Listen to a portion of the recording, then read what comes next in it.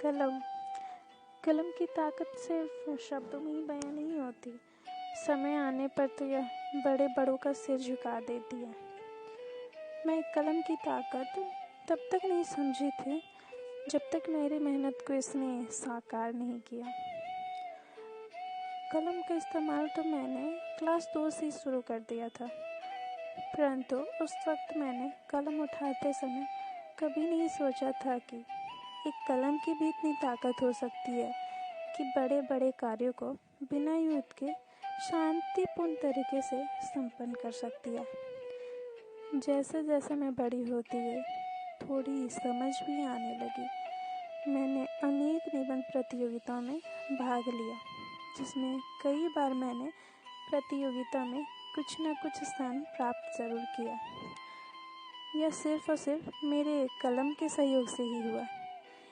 School के समय से ही हमें इतना लिखवाया जाता था कि हमारी लिखने की कला अच्छी और आकर्षित होने लगे। मेरे स्कूल के कुछ टीचर्स को यह काम करवाने में काफ़ी खुशी मिलती थी, क्योंकि इससे हम बच्चों की लिखावट भी सुंदर हो जाती थी। 10वीं के बाद मैंने आगे की पढ़ाई के लिए +2 में नामांकन करवाया। यहाँ मेरी एक टीचर थी जिन्हें मेरी लिखावट काफ़ी पसंद आती थी, जिसके कारण मैं उनकी प्रिय छात्रा बन गई। वे मुझसे अपने विषय का नोट लिखवाया करती थी, और जब मेरी नोट पूरी हो जाती थी तो वे उसे फ़ोटो कॉपी करवा करके जो बच्चे दूर दराज से आते थे और क्लास नहीं कर पाते थे उन्हें दे देती थी, ताकि बच्चे परेशान ना हों और पढ़ाई भी समझ में आ जाए। वह मुझसे कहा करती थी कि बेटा, जैसी तुम्हारी लिखावट है उसी तरह परीक्षा में सुंदर अक्षरों में लिखना, अच्छे नंबर मिलेंगे। अक्सर मैं जब उदास और दुखी होती हूँ तो मैं डायरी लिखती हूँ, जिसमें मैं अपनी सारी परेशानियों और दुखों को लिखती हूँ, क्योंकि इसमें मेरी डायरी और कलम ही है जिनसे मुझे अपनी तकलीफ़ों को बांटना ज़्यादा अच्छा लगता है। जब मैं 12वीं के बाद कॉलेज में आई तो यहाँ भी कई प्रतियोगिता जैसे निबंध, कविता में भाग लेने का अवसर मिला। इन कविताओं और निबंध में मेरी कलम ही मेरी सच्ची सहेली के रूप में मेरी मदद करती थी और मेरे कामों को भी पूरा करती थी। कलमों की ताकत किसी तलवार से कम नहीं होती। यह बड़े बड़े युद्धों को होने से रोकती है।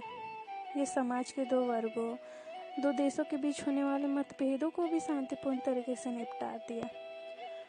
हमने पढ़ा और सुना भी है कि पहले के जितने भी कवि थे उन्होंने अपनी कलम की ताकत से जनताओं को जागरूक किया और शोषितों का विरोध भी किया और सबके सामने अपनी बात भी रखी। बड़े बड़े आंदोलनों में नेताओं ने कलम के माध्यम से ही शोषितों का सिर भी झुका दिया था। इस कलम के महत्व को बताते हुए मैं अपने परिवार में घटित एक घटना को बताना चाहती हूँ। एक बार दिसंबर 2019 की बात है।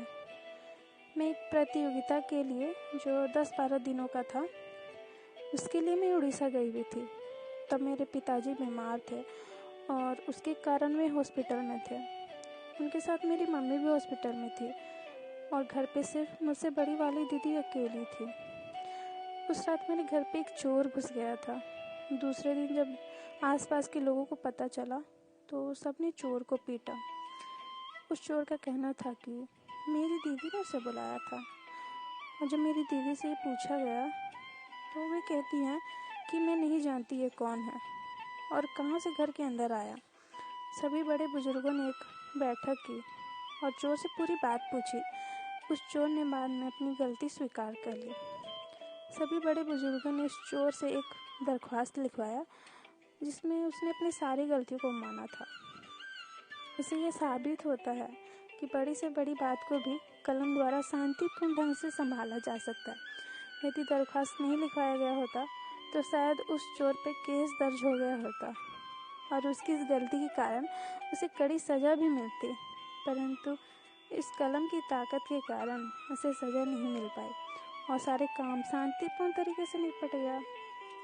ये कहना मेरे लिए अनुचित नहीं होगा कि मेरी कहानी कलम की ज़ुबानी।